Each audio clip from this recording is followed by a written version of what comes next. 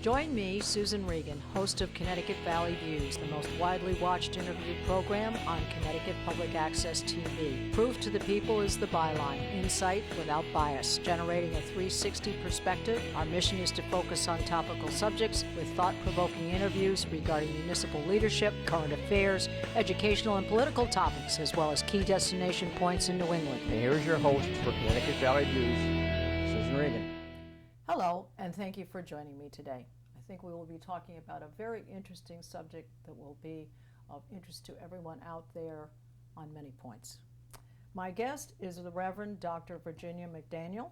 She is the pastor of the First Congregational Church of Granby, Connecticut.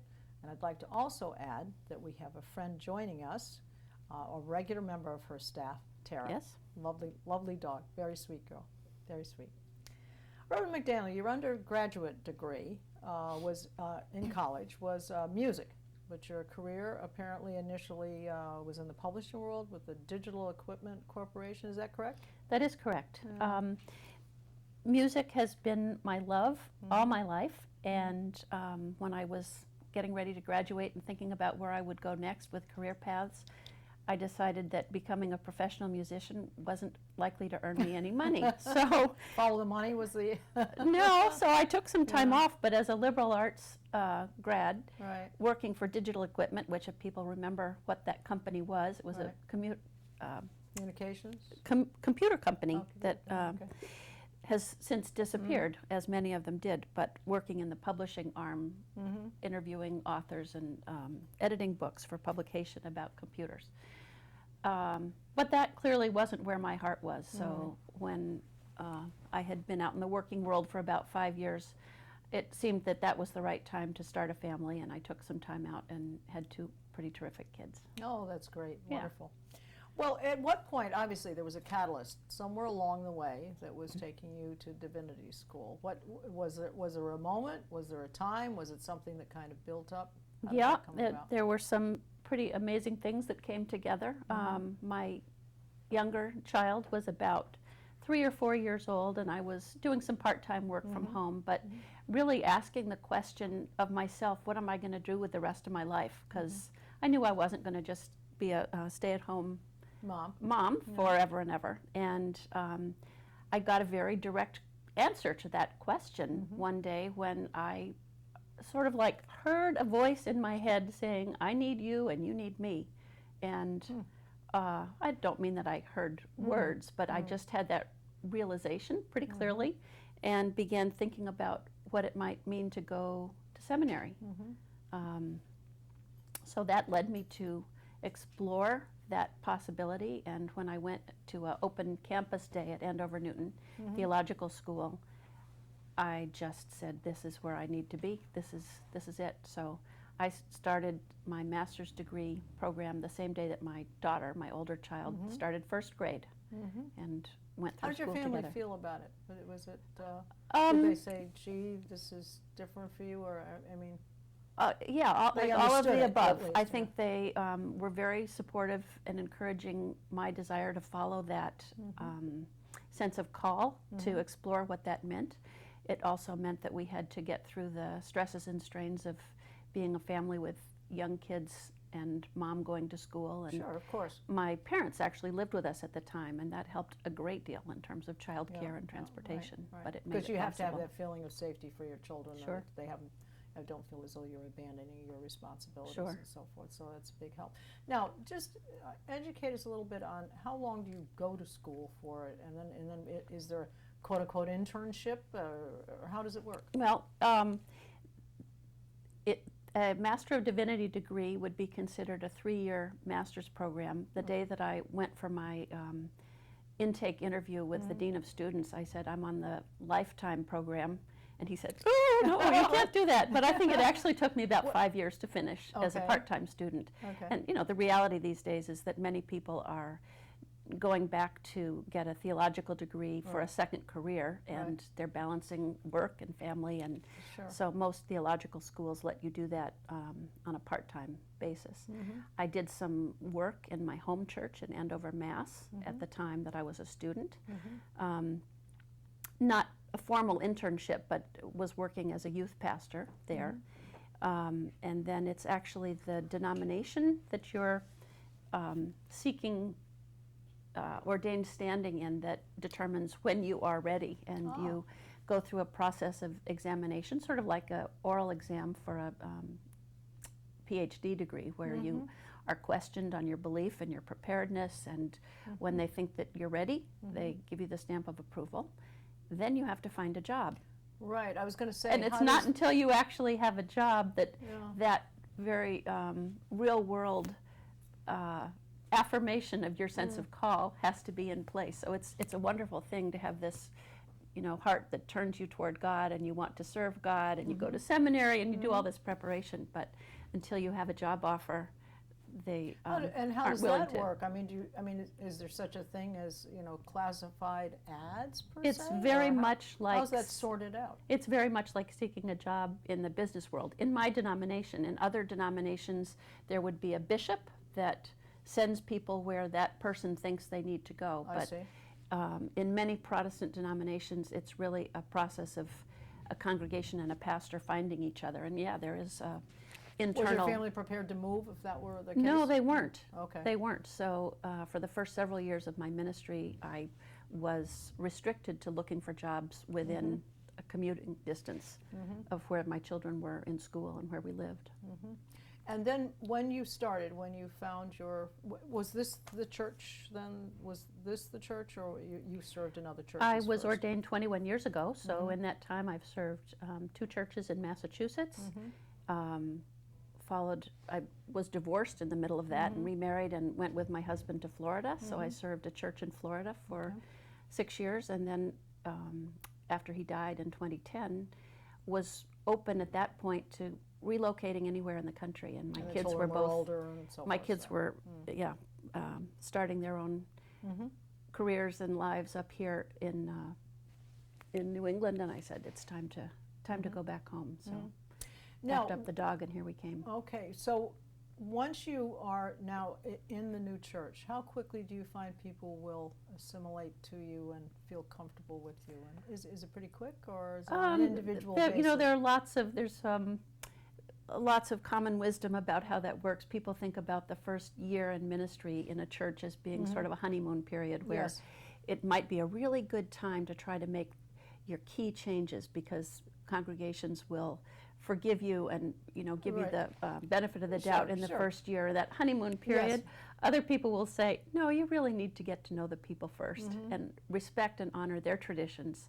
And I think I tend to be more the latter, to enter into a church community and try to learn their ways and their values, what's really motivating them, what they get excited about, before I charge out in front and say, I'm going to go this direction. When you have a family, a group that are they mostly families, or are there lots of individuals, or what would how many in the congregation? There are about 250 members of this congregation, and it's fairly diverse in terms of age and family status. I think sometimes people on the outside of a church community think I wouldn't fit because I'm not married with 2.2 kids or whatever. And the reality is that we have families of every shape and description: single people, divorced people, gay and lesbian people. The words that we say at the opening of worship every Sunday really reflect the ethos of this community, and those words are, no matter who you are and where you are on your life journey, you are welcome here, and we truly mean that. Well, this is a good next question then. Many of the churches in the area are offering solace of various kinds. Sometimes they have meals on Wednesdays or Fridays, or they offer breakfast on Sunday, whatever it is that they offer. There's food, there's maybe protection from domestic violence, there's perhaps shelter.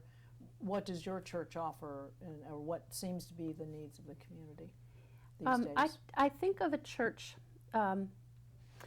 when I went back to get a doctoral degree, my focus was church transformation. And the reason that I wanted to study that issue is because over the last half of the 20th century, churches in general tend to turn inward and be sort of self-serving institutions. They took care of the people who were the members there. They provided Christian education programs for children, programming for youth, classes and study for all Quite ages. secular. But it was really focused on the people, inside. Yes. And today, I think most leaders in churches are realizing that that's a misplaced focus.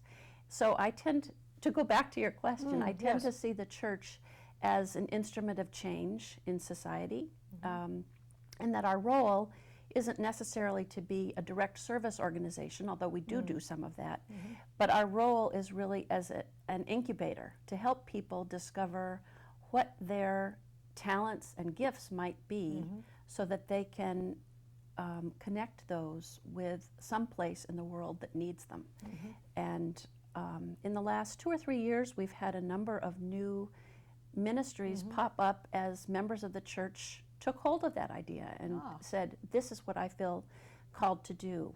We've had a group that saw vacant land across the street that's part of the Grange property and said, why couldn't we use that land to grow vegetables to feed people in this community? And so for the last 2 years, we've had a community garden that I think this year has harvested close to 1,000 pounds of vegetables. Terrific. Just on the volunteer labor of the people who are there. And then that's distributed amongst families, obviously, who need it. Is it in the Granby area, or does it go further than that? No, it's pretty much to Granby, Okay. but it's to anybody who needs it. We, about a year ago, had a group in the church that looked at the newly remodeled kitchen that we have here, which was brought up to a commercial grade kitchen. And they called me one day and said, it really seems outrageous that we have this beautiful kitchen and we're not using it more often. So they decided that they wanted to offer breakfast and lunch every Sunday to anybody who showed up. Oh, isn't And that they great? have been doing that faithfully for almost a year and have plans to continue to do that. That's terrific. Now, how many people would you have that would come to? Obviously, I would assume you have regulars. That come. Yes, we have regulars. It might be 30 to 40 people on a Sunday. That many of them might be church members. We now have groups that are holding their meetings on Sunday morning before our worship service because they can do it over a plate of eggs and bacon and coffee. Right. And that's a nice way to meet. But it also provides socialization possibilities for people who might otherwise be going home on a Sunday and eating alone, and a hot, well-balanced meal on Sunday. Well, that's terrific. Now, you mentioned earlier when we were talking about the church used to be more confined to its programs for the youth. Yeah, and inward focused. Inward focused. You have, I assume, programs for young children? We do. And what are those programs? What are those offerings? About 2 years ago, the congregation took a look at what was being offered. We had the funding for a second full-time staff member, and rather than hiring somebody who was a generalist who would help with everything and just sort of be two people doing similar kinds of jobs, they decided that the most important thing they could do was to focus on offering programs for children and youth that would help them explore making meaning in their lives, encountering mystery, and figuring out how to have lives that make them spiritually whole and centered. And we were very fortunate to find somebody to come and do that. Rebecca Brown has been with us for a year now, offering programs for all ages. We have a Sunday morning program that has been completely revamped, which we're calling the One Room Schoolhouse, which is taking themes that are relevant to the kids today, themes that have a spiritual core, but offering them through the use of video, YouTube videos, or a TED Talk, music that the kids like, to explore those themes. Because reading a Bible story and doing a craft activity is not reaching the kids. Isn't reaching the kids, and it's not really providing them with the kind of grounding in the values that we cherish. So, is this part of the transformation, the congregational transformation? What is the actual meaning of that, per se?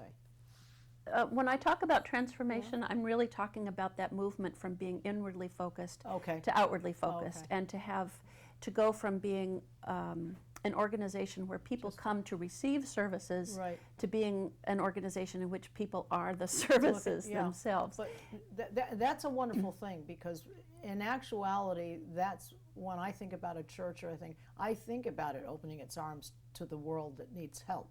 That's what I think about. So I think that's a very good thing.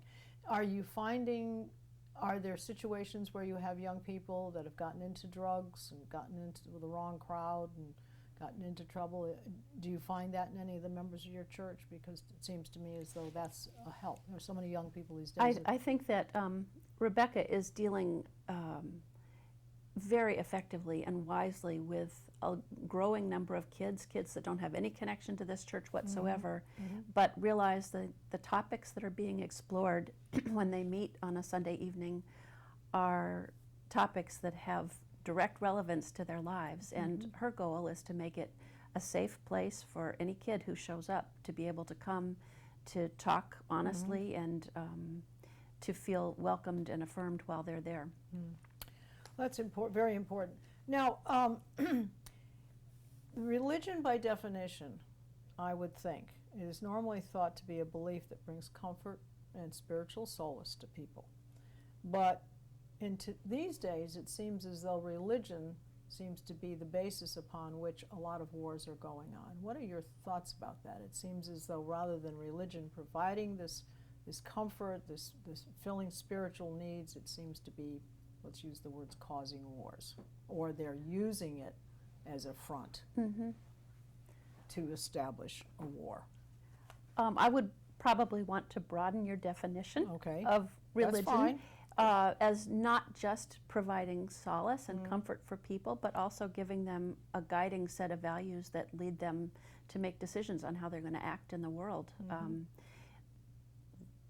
Love justice, seek mercy. Seek justice, love mercy, walk humbly with your God comes from the Hebrew scriptures. And so it's not just solace that makes me feel a sense of peace, perhaps, spiritually, but it's also a framework that lets me see the world. And I don't think it's anything new that those frameworks can and do collide, and they are behind some of the most entrenched conflicts that we have in the world today. Because there's a strong contradiction within many religions that are actually at war with each other, such as with the Muslims. There are two very diverse groups there. Sure. And that in itself is harmful, because there are those who wish to show peace, those who wish to be understood by the rest of the world, those who want to be accepted by the rest of the world, and perhaps bring and help whatever they can from their culture to the rest of the world. And then there's the other part that seems to want to bring death and destruction. So there's this constant conflict of not only the religion itself, and if it becomes too dominant, let's call it on the bad side, on the evil side, that will be what the rest of the world perceives as what that religion is. Sure. And I think Christianity is increasingly viewed as rigid and exclusivistic. It's my way or the highway. And that view of Christianity, which has sort of had the loudest voice in our culture in the last 20 years, isn't the only brand of Christianity. I think as we live in this increasingly pluralistic world where we bump up against people in our daily lives who have very different religious convictions, it forces us to look at our own views and re-examine them. So this congregation is a member of a denomination, the United Church of Christ, which has a very open relationship to other religions and to the rest of the world. I would say, people in this denomination choose to follow the way of Jesus because they see his path as being a peaceful path and a path that leads toward a better human community. But that doesn't rule out other paths as being valid for other people. So what you're actually saying then is that they have their certain set of beliefs, but part of that certain set of beliefs is to allow other people to have other beliefs. That's right. That's right. Okay. And to respect that there are a multiplicity of beliefs. That's not the same thing as saying that all paths are equally valid. As you were pointing out, some paths are extremely destructive and harmful and even evil. So you have to know, I think, where you stand and be willing to put yourself out there. I actually, my opinion on that is that they use it as a front. I'm not so sure that it is a religion per se as we would all normally think about the subject. I think that it is used as an excuse for, we believe in this, this is what the XY book tells us. It probably all comes down to power in the end, doesn't it? It does, and I think it's probably, I won't say it's making up as you go along, but whatever is the objective, their end objective, has now become part of the book that they follow. So I think it's under the guise of a religion, but it's not necessarily what most people would consider a religion. Part of what being part of a faith community, I think, does is to place us in a larger framework so that we have a place to bounce off our ideas and don't go down that path of insisting that I have the only right way, or I want to force other people to follow this path because. So would that include then someone who is an atheist? Now I'm not I'm not talking about the atheists that want to tear down all the Christmas ornaments and all the religious statues at Christmas time and so on. I'm not talking about that. I'm talking about a person who does not necessarily believe in a one entity or does not follow a particular church. So would the Congregational Church be accepting of a person who just said, well, I don't know, it just hasn't been proven to me yet? They're not against it. They might be open to listening to what you have to say. They just don't believe in that. The congregation, in wanting to clarify our message to the community, I mean, I'm talking about this local congregation, has, and putting updating the website and all those kinds of things to try to open the doors to say, here's who we are, we want you to know about us. We have boiled down, distilled our purpose into 3 words, really. Right. And I think if anybody were interested in those 3 things, they would find a welcome home here. Those 3 things are explore, meaning exploring our faith, exploring that meaning dimension of life, however we understand it. Connect, connecting to other people and community, to the community in which we live and the world at large. And serving, realizing that there is a larger purpose to our being here and wanting to give back. Well, that takes us to the event that you were involved in October 5th down in Hartford, where Black Lives Matter, and you were arrested. And actually, so tell us about that day, tell us about that whole movement and how you decided to become involved in it. Okay. Probably for at least the last 3 years, I think, since the death of a young boy in Florida, Trayvon Martin, who was killed by somebody who suspected him of having nefarious purposes, and the number of events and deaths which have been so public. My struggle, my effort as a leader of a faith community has been to think about what's the best way to have this group of people, which I have called to lead, engage in that social problem, because it's obviously a huge problem. And this last winter, I think it was really the mass shooting at the AME Emmanuel Church in Charleston, South Carolina, that tipped me over the edge when I realized that it's not enough just to study the subject or talk about it or have awareness groups. I have to do something. If I believe that all people have inherent worth, my silence, in a way, is denying them that worth. So that's why I personally became involved and decided that I needed to put my body where my mouth is. I can't stand in the pulpit on a Sunday morning and implore people to go and get involved and stand up for what they believe in if I'm not willing to do it too. Sure. So I have become involved in Moral Monday CT, which is a movement connected to Black Lives Matter, which was started by Bishop John Selders. He's another United Church of Christ pastor serving a church in Hartford. And he has been the primary organizer behind a number of events which are all intended to call attention to the Black Lives Matter movement. So in this past October, the focus was in particular on the flow of money and people out of Hartford.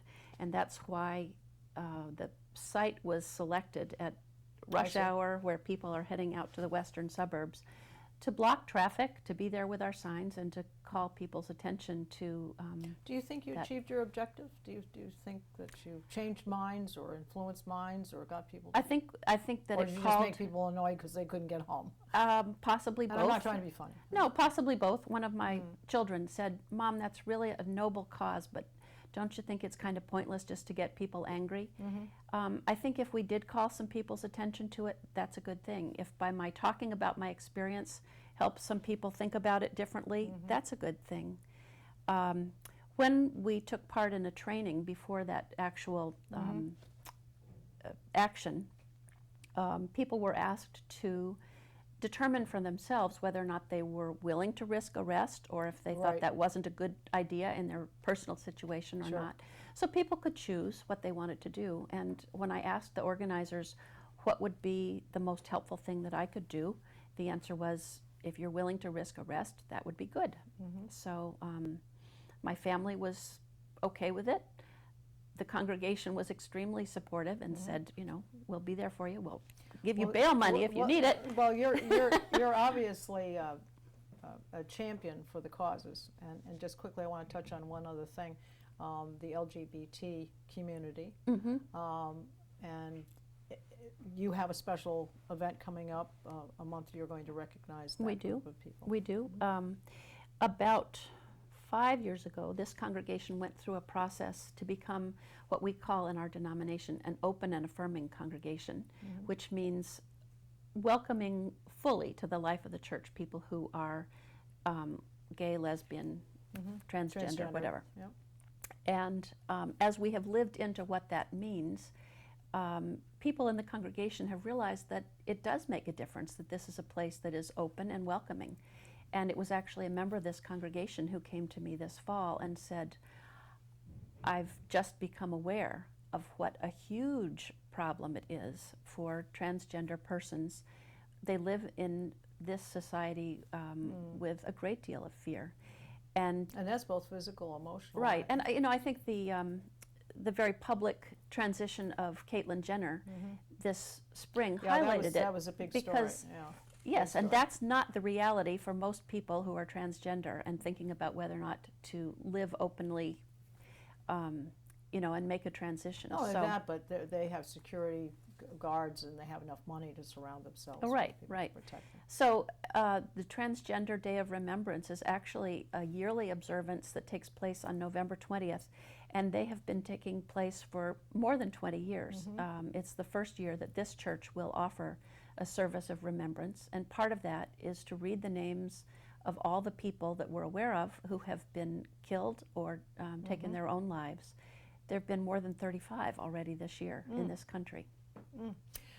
Has anyone in the congregation actually opened up to you? And I mean, has it turned out that someone in your congregation? So actually, then you've given comfort to your own group. Yeah, because sure. Now they're And I have no doubt that there are other people in the congregation that have family members and neighbors who would also.